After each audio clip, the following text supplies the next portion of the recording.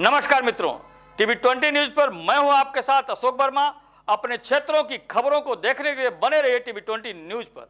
अब शुरुआत करते हैं ताजा तरीन खबरों का सिलसिला। खबर भदोही जिले से है, जहां गोपीगंज नगर की खबर में मंगलवार के दोपहर ज्ञानपुर रोड रेलवे स्टेशन के सामने जनपद के क्रांतिकारी प्रमुख समाजसेवी के पहले पुण्यतिथि पर भारी संख्या में मौजूद नगर के गणमान्य लोगों और समाजवादी समाजसेवी के चित्र पर श्रद्धासुमन रखकर भावभीनी श्रद्धांजलि दी गई। मंगलवार को श्रद्धांजलि समारोह में नगर समेत जनपद से पहुंचे लोगों ने समाजसेवी धर्मेंद्र द्विवेदी के चित्र पर श्रद्धासुमन रखकर नम आंखों से भावभीनी श्रद्धांजलि दी। कार्यक्रम में मौजूद लोगों ने कहा, द्विवेदी समाज के लिए कृत संकल्पित रहा करते थे। ऐसे व्यक्तित्व के समाजसेवी के हमारे बीच में नहीं होने से कमी खल रही है।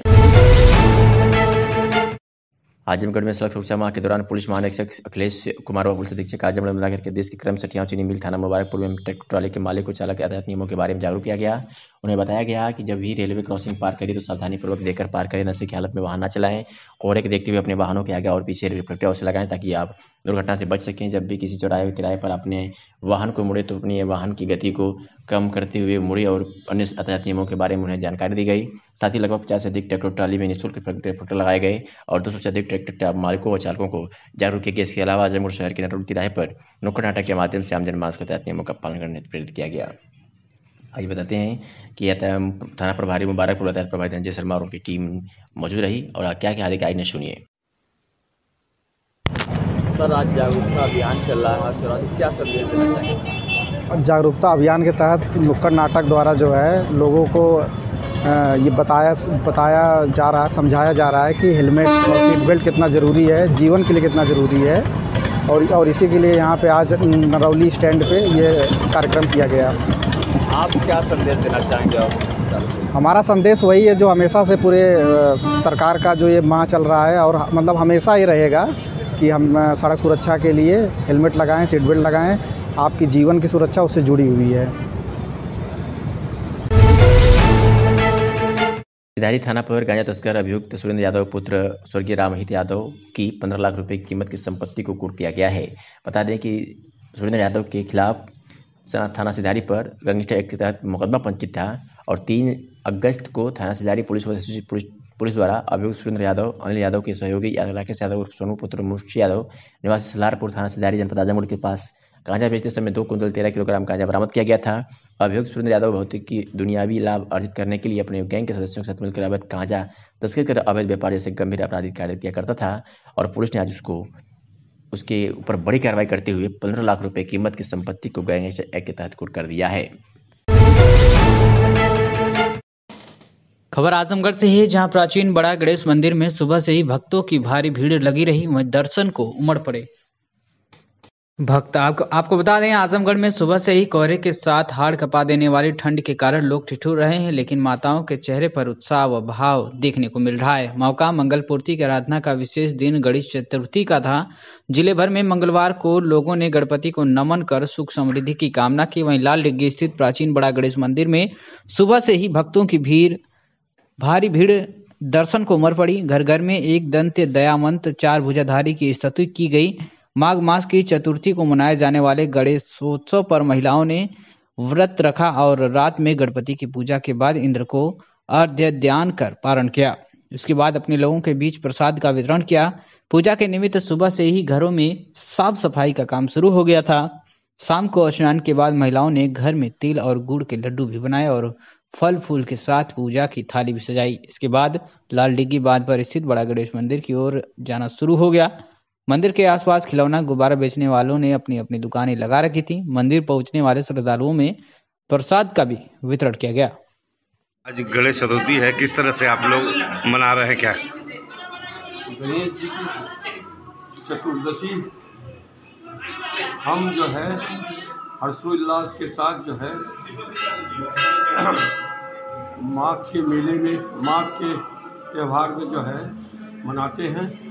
हर वर्ष की बात इस वर्ष भी जो है हर्षोल्लास के साथ जो है गणेश जी की चतुर्दशी जो है मना रहे हैं।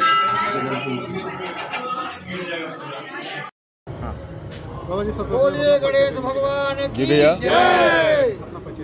मैं इस मंदिर का महंत हूँ और आज माघी संकष्टी चौथ है, जो भगवान गणेश जी की चौथ के तिथियों में सर्वाधिक महत्वपूर्ण है। एक मान्यता के अनुसार माना जाता है कि भगवान गणेश जी का आज ही अवतरण हुआ था। तो इस नाते से आज का दिन बड़ा महत्वपूर्ण है। आज के दिन भारतीय नारियाँ निर्जला व्रत रह करके भगवान की दर्शन पूजन करती हैं, आराधना करती हैं और चंद्रमा को अर्घ देकर ही जल ग्रहण करते हैं। आज किस तरह का प्रोग्राम होता है मंदिर में और क्या क्या कार्यक्रम होते हैं? हर जगह होता है। नहीं, किस तरह का भंडारा भी चलता है यहाँ पे? हाँ, भजन कीर्तन, भंडारा, हवन, भगवान को रिझाने के तमाम साधन हैं, जैसे माने भगवान हम लोग मनाने का प्रयास करते हैं। खबर आजमगढ़ से है, जहां प्राचीन बड़ा गणेश मंदिर में सुबह से ही भक्तों की भारी भीड़ लगी रही। वहीं दर्शन को उमड़ पड़े भक्त। आपको बता दें, आजमगढ़ में सुबह से ही कोहरे के साथ हाड़ कपा देने वाली ठंड के कारण लोग ठिठुर रहे हैं, लेकिन माताओं के चेहरे पर उत्साह व भाव देखने को मिल रहा है। मौका मंगल पूर्ति की आराधना का विशेष दिन गणेश चतुर्थी का था। जिले भर में मंगलवार को लोगों ने गणपति को नमन कर सुख समृद्धि की कामना की। वहीं लाल डिग्गी स्थित प्राचीन बड़ा गणेश मंदिर में सुबह से ही भक्तों की भारी भीड़ दर्शन को उमड़ पड़ी। घर घर में एक दंत दयामंत 4 भुजाधारी की स्तुति की गई। माघ मास की चतुर्थी को मनाए जाने वाले गणेशोत्सव पर महिलाओं ने व्रत रखा और रात में गणपति की पूजा के बाद इंद्र को अर्घ्य दान कर पारण किया। उसके बाद अपने लोगों के बीच प्रसाद का वितरण किया। पूजा के निमित्त सुबह से ही घरों में साफ सफाई का काम शुरू हो गया था। शाम को स्नान के बाद महिलाओं ने घर में तिल और गुड़ के लड्डू भी बनाए और फल फूल के साथ पूजा की थाली भी सजाई। इसके बाद लाल डिग्गी बांध पर स्थित बड़ा गणेश मंदिर की ओर जाना शुरू हो गया। मंदिर के आसपास खिलौना गुब्बारा बेचने वालों ने अपनी अपनी दुकानें लगा रखी थी। मंदिर पहुंचने वाले श्रद्धालुओं में प्रसाद का भी वितरण किया गया। आज गणेश चतुर्थी है, किस तरह से आप लोग मना रहे हैं? क्या गणेश जी की चतुर्दशी हम जो है हर्षोल्लास के साथ जो है माघ के मेले में, माघ के त्यौहार में जो है मनाते हैं। हर वर्ष की बात इस वर्ष भी जो है हर्षोल्लास के साथ जो है गणेश जी की चतुर्दशी जो है मना रहे हैं।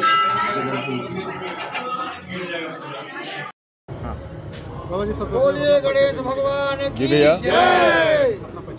मैं इस मंदिर का महंत हूँ और आज माघी संकष्टी चौथ है, जो भगवान गणेश जी की चौथ के तिथियों में सर्वाधिक महत्वपूर्ण है। एक मान्यता के अनुसार माना जाता है कि भगवान गणेश जी का आज ही अवतरण हुआ था। तो इस नाते से आज का दिन बड़ा महत्वपूर्ण है। आज के दिन भारतीय नारियाँ निर्जला व्रत रह करके भगवान की दर्शन पूजन करती हैं, आराधना करती हैं और चंद्रमा को अर्घ देकर ही जल ग्रहण करते हैं।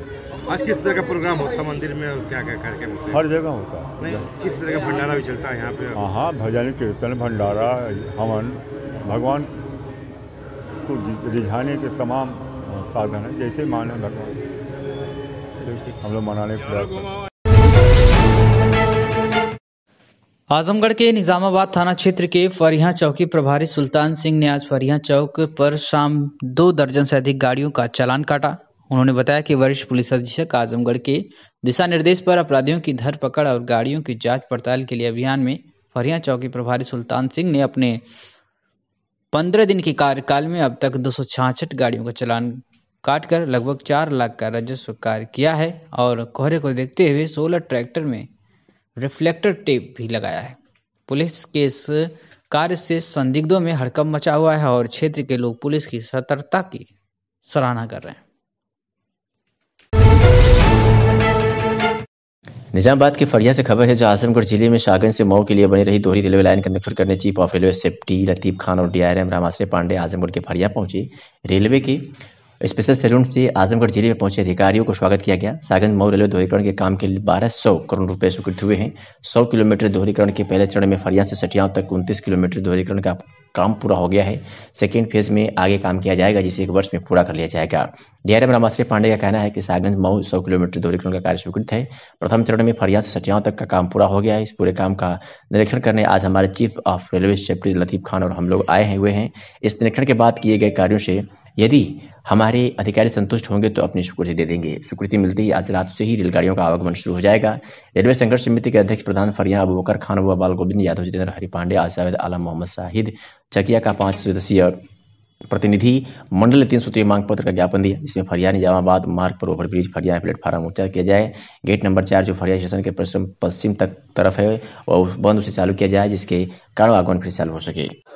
आप आज फरिया रेलवे स्टेशन पे ऐतिहासिक निर्णय हुआ है सरकार का कि यहाँ पे जो है माल गोदाम का प्रारंभ होगा, तो आपकी तरफ से कुछ है?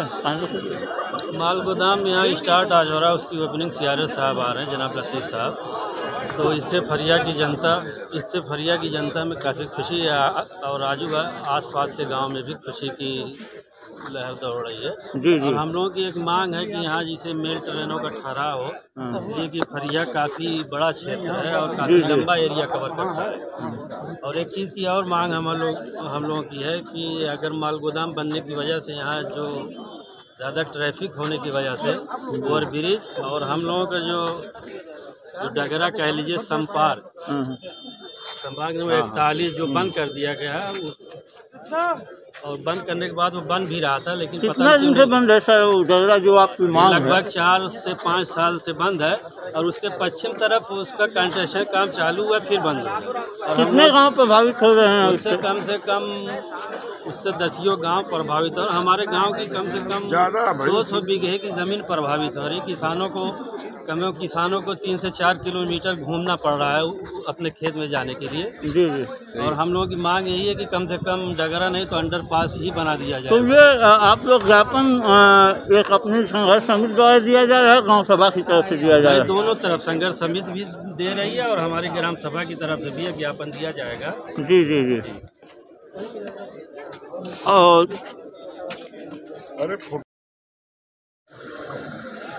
पूछे बीरेंद्र जी, क्या पूछे सर? फरिया में आज क्या कार्यक्रम है आपका? ये मऊ साहगंज पूरा 100 किलोमीटर का दोहरीकरण स्वीकृत है। उस क्रम में यह पहला खंड फरिया से लेकर के साठियों तक 29 किलोमीटर का है, जिसका कि आज रेल संरक्षण महोदय निरीक्षण कर रहे हैं और किए हुए कार्य से अगर वो संतुष्ट होंगे, ऑथराइजेशन दे देंगे, तो ये आज रात से इस खंड पर ये खंड दोहरीकरण हो जाएगा 29 किलोमीटर। कब से सर इस पे यातायात शुरू हो जाएगा? आज रात से शुरू हो जाएगा। माल गोदाम सर आजमगढ़ से यहाँ शिफ्ट हुआ है, क्या है मकसद, क्या कहना चाहिए? जहाँ पर मुख्य शहर रहता है ना, एक जनरल पॉलिसी के तहत मुख्य शहर से हम लोग माल गोदाम को बाहर करते हैं, क्योंकि उसमें दिन में ट्रक्स पर मूवमेंट पर ध्यान रहता है और प्लस पोल्यूशन के लिए भी वहाँ के हर जगह ऐसा किया जा रहा है। जैसे आजमगढ़ से बाहर किया गया, मऊ से भी यदि बाहर हो जाएगा तो हट आ जाएगा। बलिया में था, बलिया से कितना किया गया। हर जगह मुख्य शहरों से माल गोदाम को बाहर किया जा रहा है। उसी क्रम में यहाँ सर जिस तरह से शहर से दूर होने पे सुरक्षा की और मजदूरों की इस तरह की किसी तरह की दिक्कत के लिए किस तरह की व्यवस्था की जा रही है? जितनी सिक्योरिटी की व्यवस्था वहाँ पर उतनी ही सिक्योरिटी व्यवस्था यहाँ भी होती है, कोई दिक्कत नहीं। सर कितनी लागत से हुआ है प्रोग्राम?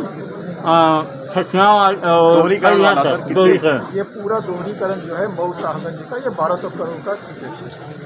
1200 करोड़ सर पूरा हो गया है? अभी नहीं, एक खंड अभी तो उसमें से 100 किलोमीटर से 29 किलोमीटर हो रहा है। अभी करीब साल भर लगेगा। साल भर में ये कार्य पूरा सेक्शन हो जाएगा। धन्यवाद सर। आवेदक श्रांस अग्रवाल और ऋषभ अग्रवाल निवासी गणपत्थल गांव जिला छत्तीसगढ़ से उच्च अधिकारियों जसपुर छत्तीसगढ़ ने उच्च अधिकारियों को प्रार्थना पत्र देते हुए कहा कि मेरे पैन कार्ड व आधार कार्ड को एडिट करके इस अज्ञात व्यक्ति ने अपनी फोटो लगाकर हीरापट्टी आजमगढ़ का पता डालकर फर्जी तरीके से लाखों रुपए का लोन लेकर बैंक खातों से ट्रांसफर कर लोन के रुपये निकाल लिया था। पैन कार्ड नंबर मेरा होने की वजह से संबंधित बैंक लोन का पैसे जमा करने के लिए हमें बार बार नोटिस दिया जा रहा है, जबकि हमने कोई लोन नहीं लिया है। उक्त शिकायत पर तत्काल संज्ञान लेते हुए अपर पुलिस महानिदेशक साइबर क्राइम मुख्यालय लखनऊ एवं महिला कार्य पुलिस अधीक्षक आजमगढ़ के निर्देशानुसार तकनीकी संसाधनों का प्रयोग करते हुए साइबर क्राइम थाना परिक्षेत्र आजमगढ़ टीम द्वारा सूचना संकलन करने की कार्रवाई प्रारंभ की गई और आज पुलिस ने इस अभियुक्त को गिरफ्तार कर लिया है।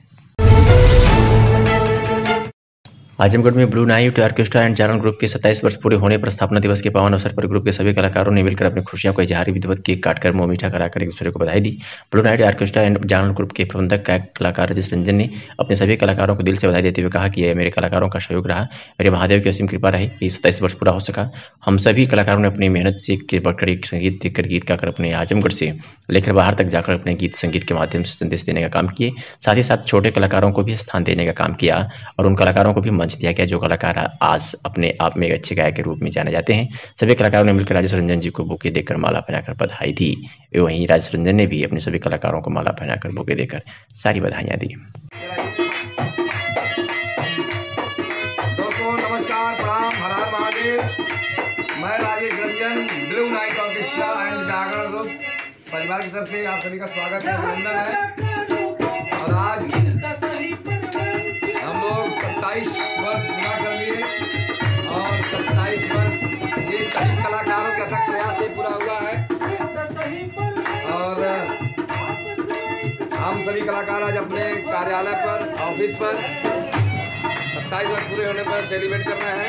और बधाई हमारे बीच में आप सभी के स्वागत। हमारे बीच में लालधर यादव विशाल जी भी आ गए हैं। इधर आप देख रहे हैं BDS यादव जी ढोलक प्लेयर भी आ गए हैं। सभी का स्वागत है, अभिनंदन है, बहुत बहुत स्वागत, धन्यवाद।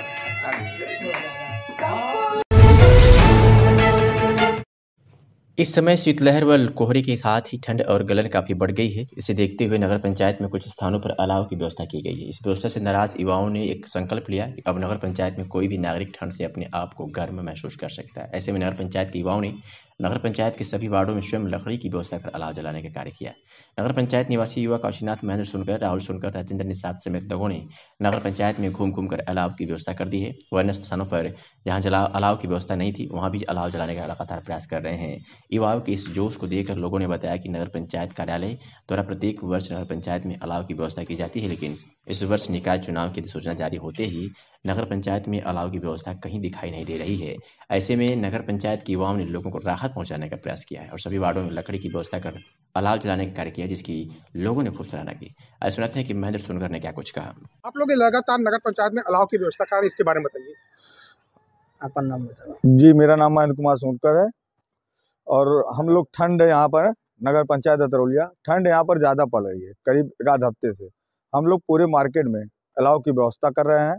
हमारी पूरी टीम इस नगर पंचायत में अलाव की व्यवस्था कर रही है और जहाँ भी भंडारा हो या कोई प्रोग्राम हो, कहीं भी ज़रूरत पड़ रही है, हम लोग वहाँ पर अलाव की व्यवस्था कर रहे हैं। हमारी पूरी टीम वहाँ पर जुड़ी हुई है और किसी को भी कहीं भी ज़रूरत पड़ेगी तो हम लोग वहाँ पर व्यवस्था करेंगे। अभी तक आप लोगों ने कितनी जगहों पर अलाव की व्यवस्था कराई है, लगभग बताइए। हम लोग तो लगभग पूरे वार्ड में लगाए हैं, अलाव की व्यवस्था की है। हर जगह पे जहाँ भी जरूरत पड़ रही है हम लोग अपना अलाव की व्यवस्था कर रहे हैं। लकड़ी काट रहे हैं, कहाँ ले जाने का प्रोग्राम है या फिर कहाँ जलाने का प्रोग्राम है, इसके बारे में? ये जैसे टॉनरिया में नगर पंचायत में अब कहीं भी जहाँ जरूरत पड़ेगी तो वहाँ पर हम लोग अलाव की व्यवस्था करेंगे। जहाँ जहाँ अलाव लग रहा है, जहाँ पर जरूरत पड़ रही है, जहाँ लकड़ी कमी पड़ रही है वहाँ लेकर जा रहे हैं, वहीं पर करवा रहे हैं। आजमगढ़ जिले के सड़क सुरक्षा माह का अभियान जारी है।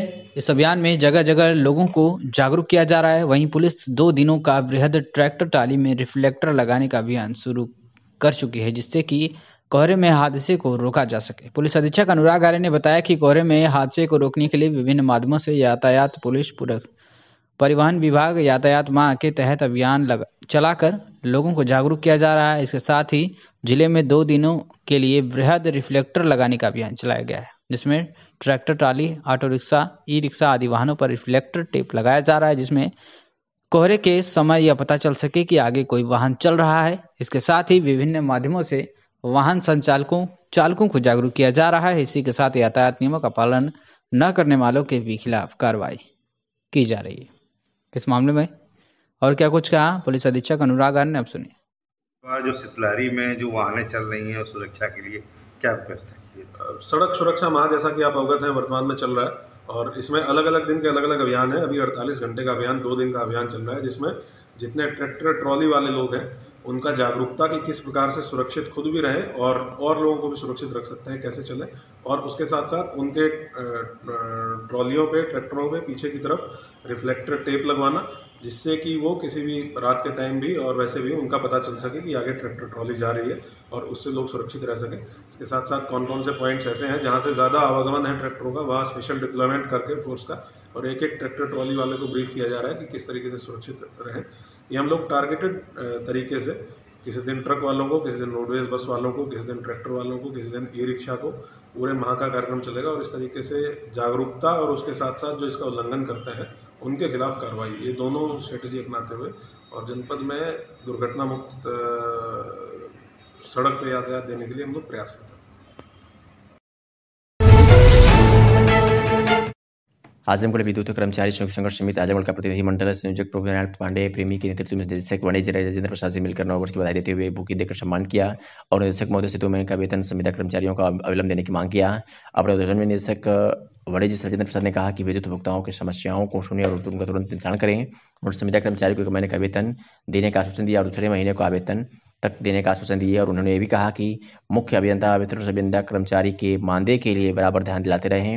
इससे अवसर पर मुख्य अभियंता ने वितरण ने स्वागत करते हुए कहा कि संविदा कर्मचारियों का वेतन समय से मिलना चाहिए। अध्यक्ष अभियंता अजय मिश्रा ने निदेशक महोदय का स्वागत करते हुए भरोसा दिलाया कि मंडल में राजस्व वसूली और विद्युत विच्छेदन में और तीव्रता से कार्य होगा।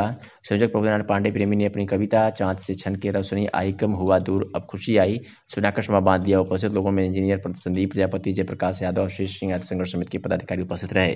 मैं तहे दिल से शुक्रिया अदा करता हूं कि उन्होंने मुझे मेरा स्वागत किया और मैं नव वर्ष की उनको बधाइयां देता हूं। मेरी पूरी शुभकामनाएं उनके साथ हैं।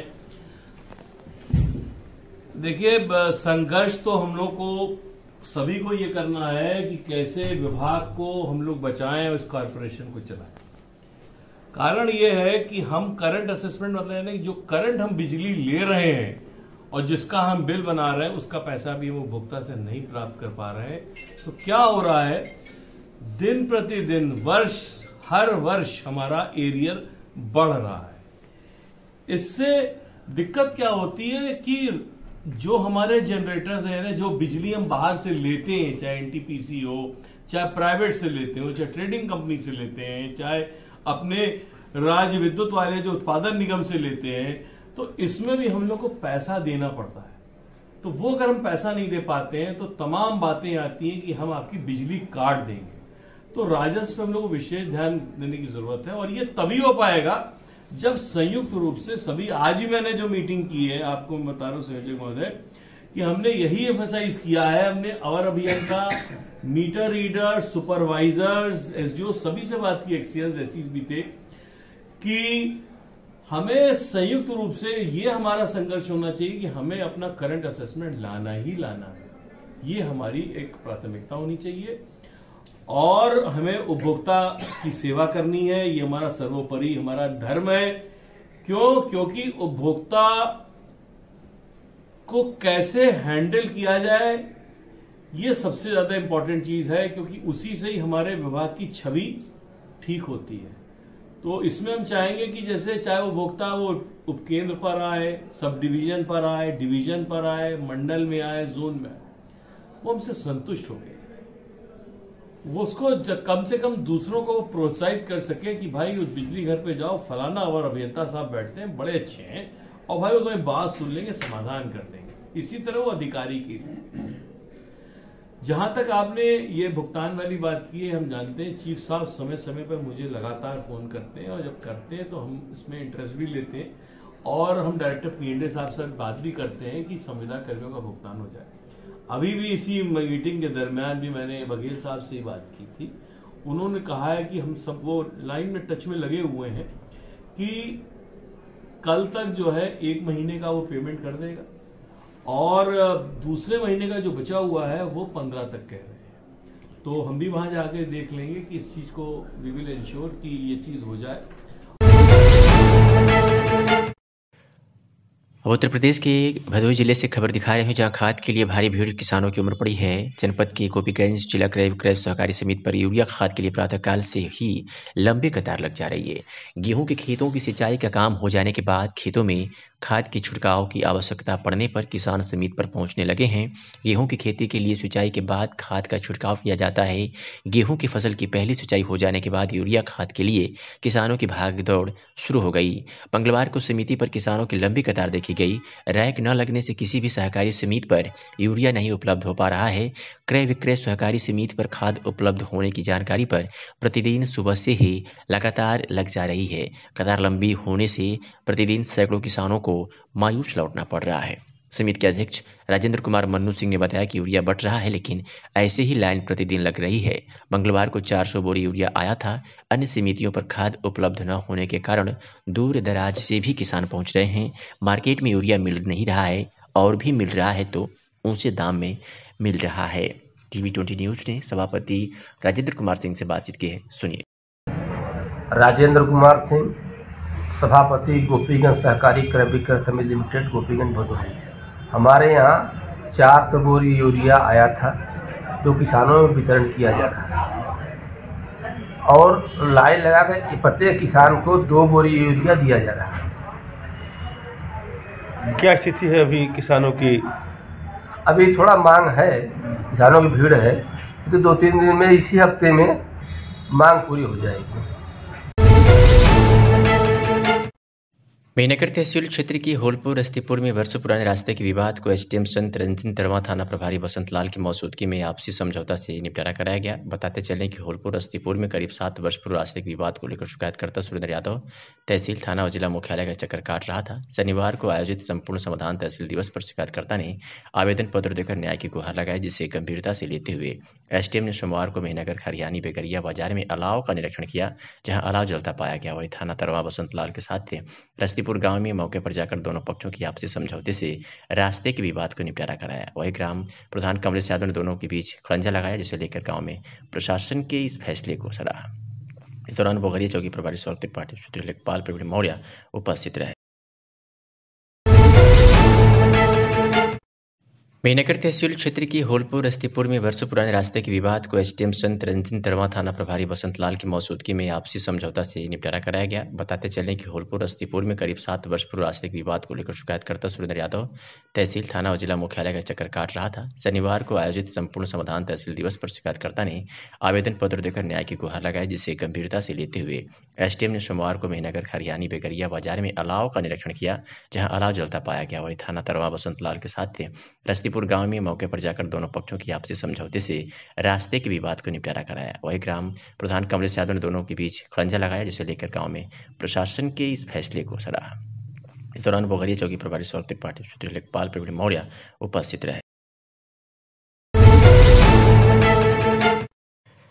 आजमगढ़ जिलाधिकारी कार्यालय पर काफी संख्या में ग्रामीण महिला पुरुष पहुंचे और एक ज्ञापन सौंपते हुए पत्रकारों से बातचीत में ग्रामीण राम नारायण और रीना देवी ने बताया कि हमारी ग्राम सभा मदनापार थाना बिलरियागंज तहसील सगड़ी में एक हरिजन आबादी में मकान बना है जो काफ़ी पुराना है।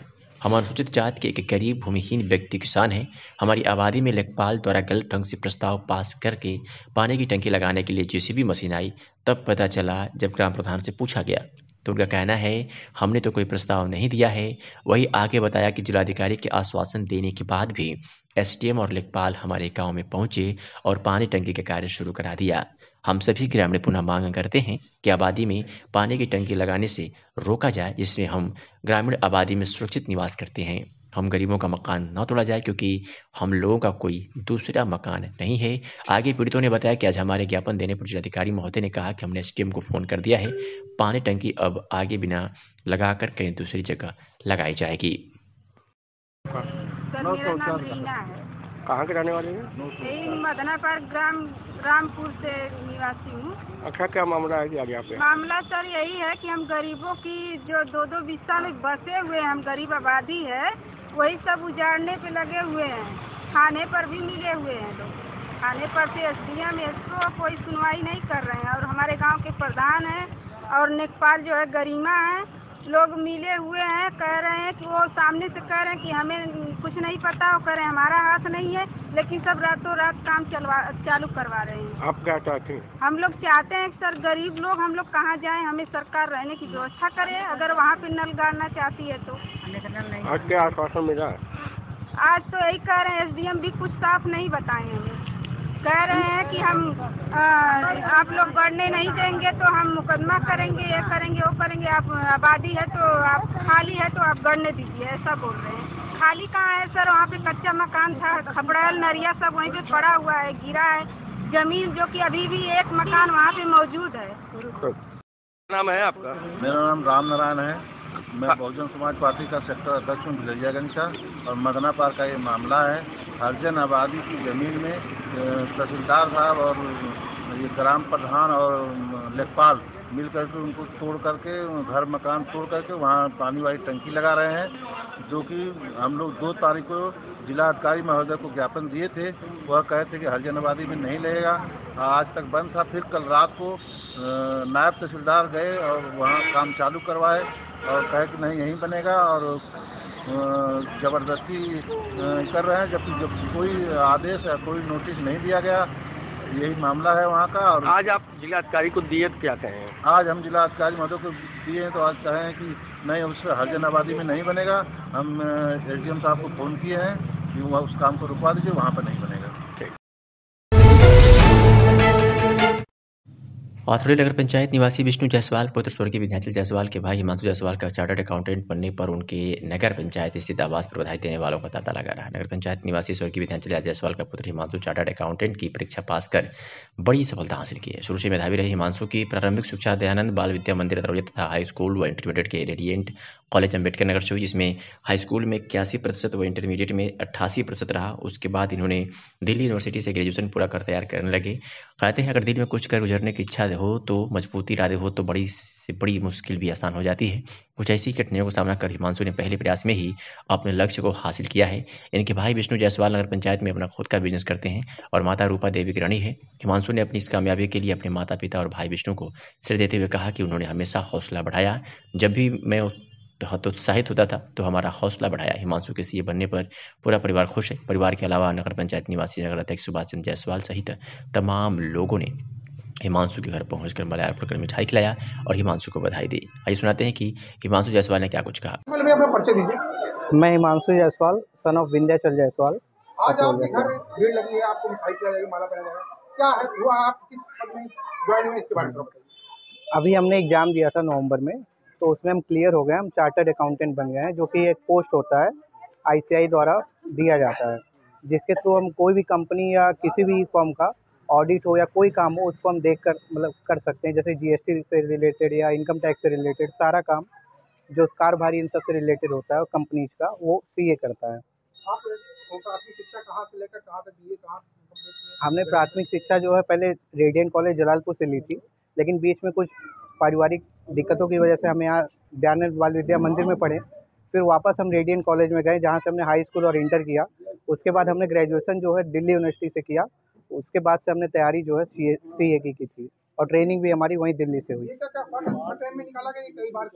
नहीं, ये तीसरा अटेम्प्ट हमारा था टोटल, जिसमें से हमने 2 अटेम्प्ट पहले ग्रुप के लिए दिया, 1 अटेम्प्ट में दूसरा ग्रुप निकाला। इसका श्रेय आप किसको देना चाहेंगे? इसका श्रेय मेरे परिवार वालों को जाता है, प्लस जितने भी बड़े लोग हमारे परिवार के हैं उन सबके आशीर्वाद और सोच समझ से हमने कंप्लीट किया।